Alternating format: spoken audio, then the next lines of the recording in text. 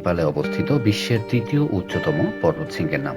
শরতের শেষ দিকে ঝকঝকে নীল আকাশ থাকায় বাংলাদেশের উত্তরাঞ্চল থেকে দেখা মিলে এই কাঞ্চনজঙ্ঘার। দুঃখজনক হলেও সত্য, এই বিষয়টিকে নিয়েও সামাজিক যোগাযোগ মাধ্যমে ট্রোল করাটা যেন আমাদের আধুনিকতা হয়ে দাঁড়িয়েছে। প্রকৃতির প্রতি এরকম বিরূপ দৃষ্টিভঙ্গি কখনোই কাম্য নয়। তাই তো আপনাদেরকে ভ্রমণে উৎসাহিত করার জন্য এবারের যাত্রায় আমরা রওনা দিয়েছি বাংলাদেশের সর্ব উত্তরের জেলা পঞ্চগড়। দেখানোর চেষ্টা করব কাঞ্চনজঙ্ঘার অপরূপ সৌন্দর্য, পাশাপাশি পঞ্চগড় তেঁতুলিয়ার সকল দর্শনীয় স্থানগুলো। ঢাকা থেকে একদিনের সময় নিয়ে কিভাবে যাবেন, কোথায় থাকবেন, কি বা দেখতে পারবেন এবং কেমন হবে খরচের হিসেবটা, তার সম্পর্কে স্পষ্ট একটি ধারণা দেওয়ার চেষ্টা করব আজকের এই ভিডিওতে। আমি লাবিব হোসেন জয়, একজন ভ্রমণ প্রেমী। আমার ভ্রমণের এই যাত্রাকে আরেকটু বেগবান করতে পারে আপনার মূল্যবান একটি সাবস্ক্রাইব। নিরাশ করবেন না, এই মন নিয়ে শুরু করতে যাচ্ছি আজকের কাঞ্চনজঙ্ঘা ভ্রমণ গল্প। আসসালামু আলাইকুম, আশা করি সবাই ভালো আছেন। আমরাও ভালো আছি আপনাদের দোয়া এবং ভালোবাসায়। আজকে আমরা যাচ্ছি হচ্ছে গিয়ে পঞ্চগড়ের কাঞ্চনজঙ্ঘা দেখার উদ্দেশ্যে। আর আজকে আমার সঙ্গী হচ্ছে গিয়ে একমাত্র হচ্ছে গিয়ে আমার এলাকার ছোট ভাই ফাহিম। এখন বাজে হচ্ছে গিয়ে 7:11 আর আমরা চলে এসেছি এখন কমলাপুর রেল স্টেশনে। আর আমরা হচ্ছে গিয়ে রেল সেবা অ্যাপ থেকে হচ্ছে গিয়ে 2টি টিকিট কিনেছি পঞ্চগড় যাওয়ার জন্য। আর এর জন্য আমাদের খরচ পড়েছে হচ্ছে 550 টাকা করে, 1100 টাকা। আমরা রেল সেবা অ্যাপ থেকে হচ্ছে গিয়ে পিডিএফ ফাইলটা এটা আমরা প্রিন্ট করে নিয়ে এসেছি। প্রিন্টটা দিয়ে এই টিকিটটা আমরা সংগ্রহ করেছি টিকিট কাউন্টার থেকে। আর আমাদের ট্রেন এখনও আসেনি, ওই যে 757 নম্বর ট্রেন দ্রুতযান এক্সপ্রেস। ফাহিম, তুমি যে আমার সাথে পঞ্চগড় যাচ্ছ আজকে, কেমন লাগতেছে তোমার? হ্যাঁ, খুব ভালো লাগতেছে। ফার্স্ট টাইম যাচ্ছি এই উত্তরবঙ্গ এলাকায় পঞ্চগড়। দেখি যাওয়ার পর কি হয়। আমাদের দ্রুতযান এক্সপ্রেস রাত 8টায় ছাড়ার কথা, এখন রাত 9টা বাজে। মাত্র কমলাপুর রেল স্টেশন থেকে আমাদের দ্রুতযান এক্সপ্রেস ট্রেনটি ছেড়ে যাচ্ছে।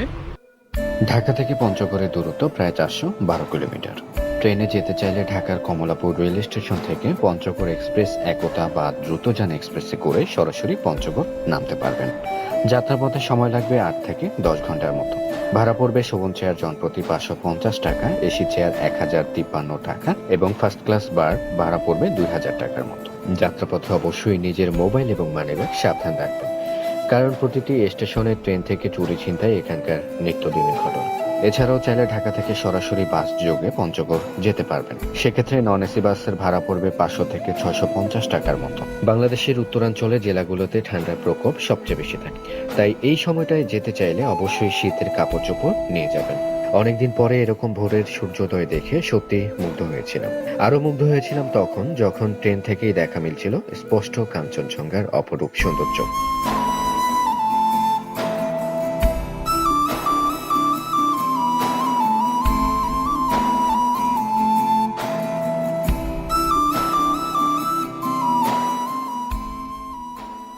এখন বাজে হচ্ছে গিয়ে সকাল 7:40 আর আমাদের দ্রুতযান এক্সপ্রেস আল্লাহর রহমতে চলে এসেছে পঞ্চগড়ে। আমরা ইতিমধ্যে নেমে গিয়েছি পঞ্চগড় স্টেশনে। আর আলহামদুলিল্লাহ আমরা ট্রেন থেকেই কাঞ্চনজঙ্ঘার কিন্তু খুব সুন্দর ভিউ দেখতে পেরেছি।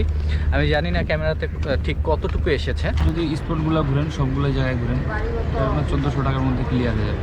আপনার এখানে রসুনপুর আছে, কাজী টিয়া টেস্ট, তারপরে Bangla Manda 0 point, immigration passport office আছে ওখানে একটা, তারপরে হচ্ছে আপনার তেঁতুলিয়ার ডাক বাংলো আছে, এগুলোই। তার মির্জাপুর শাহী মসজিদ। তো যেটি আমরা শুনলাম এনাদের থেকে, আপনি চাইলে এনাদের মাধ্যমে হচ্ছে গিয়ে 4-5টি স্পট আপনাকে ঘোরাবে।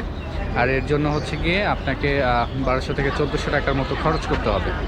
কিন্তু আমরা যেহেতু দুজন আসছি সেহেতু আমরা হচ্ছে গিয়ে বাসে তেঁতুলিয়া যাব এবং সেখান থেকে আমরা দেখা যাচ্ছে অটো কিংবা রিক্সাতে করে, ভ্যানে করে আমরা আপনাদেরকে স্পটগুলো ঘোরাবো। সেক্ষেত্রে আমাদের খরচ কিছুটা কম পড়বে। আর আমরা এখন এখান থেকে নাস্তা করে নেব। পঞ্চগড়ের সকালের নাস্তা, পরোটা, আর এখানে হচ্ছে কি ডাল। হ্যাঁ, ঠিক আছে।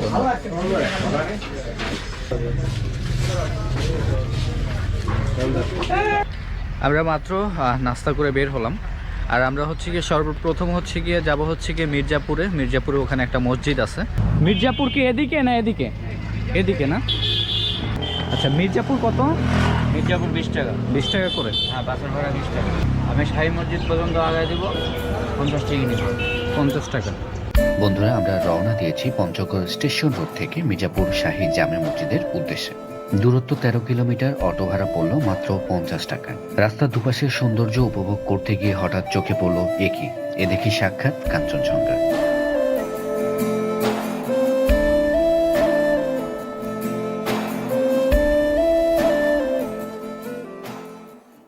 এখন বাজে হচ্ছে কি সকাল 9:25 আর আমরা চলে এসেছি মির্জাপুর শাহী জামে মসজিদে। মির্জাপুর শাহী জামে মসজিদ সম্পর্কে ঘাটাঘাটি করতে গিয়ে জেনে অবাক হলাম যে মসজিদটি মুঘল আমলে প্রতিষ্ঠা করা হয়।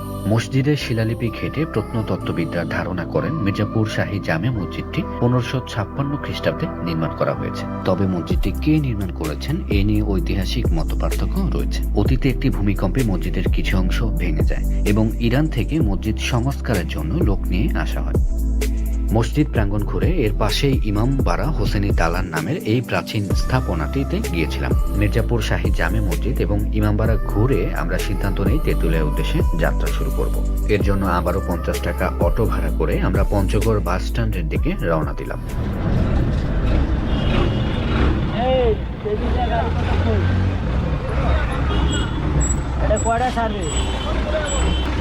এটা বাস ভাড়া কত করে?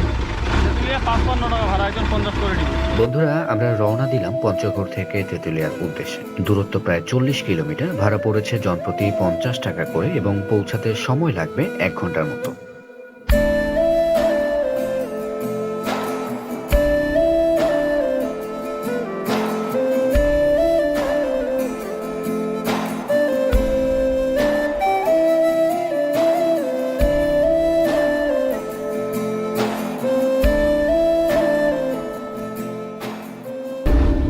দুপুর 12:26 আর আমরা তেঁতুলিয়া। সকালে ট্রেন থেকে নেমেছিলাম তখন খুবই ঠান্ডা ছিল, আর এখন দেখতেই পাচ্ছেন চারিদিকে রোদ আর রোদ। তো আমরা এখন একটু রেস্ট নিয়ে দুপুরের পর আমরা লাঞ্চ করে বের হয়ে পড়বো। আর তেঁতুলিয়ার যে কটি স্পট আছে সেগুলো আপনাদেরকে ঘুরিয়ে দেখাবো। এখানে হচ্ছে গিয়ে বাংলা হোটেল রয়েছে। আমরা যে কাউকে জিজ্ঞেস করেছি সবাই এক নামেই বাংলা হোটেলের কথাই বলেছে। এই হচ্ছে কি আমাদের ভাত, আর এই হচ্ছে গিয়ে খাসির মাংস 100 টাকা নিয়েছে এটার জন্য। আর এটা হচ্ছে গিয়ে চাটনি, আর এটা হচ্ছে গিয়ে ভর্তা আইটেম 20 টাকা নিয়েছে। A few moments later. Lunch করে মাত্র বের হলাম, আর আমরা লাঞ্চ করেছি হচ্ছে গিয়ে বাংলা হোটেলে। বাংলা হোটেলটা হচ্ছে গিয়ে আপনাকে বাস যেখানে নামিয়ে দিবে তেঁতুলিয়া, ঠিক এখানেই বাংলা হোটেলটা। এই যে দেখেন তেঁতুল গাছটা, আর এই হচ্ছে গিয়ে বাংলা হোটেল। এখন বাজে 2:36। আমরা এখন তেঁতুলিয়া ভ্রমণে বের হলাম। এদিকে খালি 17 কিলো, তাছাড়া এই পাশে 17 যাবেন 1 কিলো বর্ডার, এই পাশে চা বাগান যাবেন 1.5 কিলো বর্ডার। এখন চা বাগান যাবেন আগে না ডাক বাংলো যাবেন? আগে কোনটা গেলে ভালো হয়?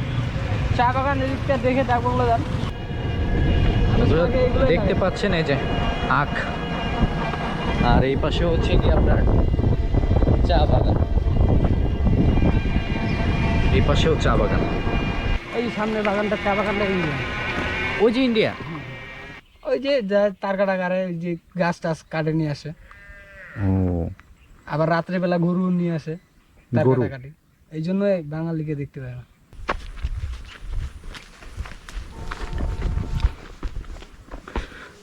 এই যে এগুলো হচ্ছে গিয়ে চা বাগান। এটা ইন্ডিয়া। এই যে এগুলো যত কিছু দেখতেছেন এগুলো কিন্তু সব ইন্ডিয়ার চা বাগান। আর ওই যে দূরে ওইটা হচ্ছে কি ইন্ডিয়ার তারকাটা বর্ডার দেওয়া আছে। আর দেখেন এই যে আমরা এখন ইন্ডিয়া থেকে কাঞ্চনজঙ্ঘা দেখছি। Good bye India. সো আমরা এখন ইন্ডিয়া ভ্রমণ শেষে চলে যাচ্ছি বাংলাদেশের দিকে। ওই যে দূরে দেখতে পাচ্ছেন কাঞ্চনজঙ্ঘা। এখন যাবো মোটা বাঁশ, হলুদ বাঁশ, কারণ এই জায়গাতে পানি লাগে থাকে না, পানি কিছু খায় না, নিচে পাথর আর বালু। যেখানে খুঁজবেন পাথর পাবেন, বালু পাবেন। তো আমরা এই যে সেই বাঁশ দেখার জন্য এসেছি। বাঁশটা আসলে মনে হচ্ছে যে কেউ কালার করছে, হলুদ কালার, কিন্তু না, এটা হচ্ছে গিয়ে কোন দেশি বাঁশ? নেপালি বাঁশ। দেখেন একবার হলুদ কালার, আমি প্রথম দেখলাম। আর এই যে এখানে আরেকটা, এগুলো হচ্ছে ইন্ডিয়ান বাঁশ। আমার 2 হাত লাগবে।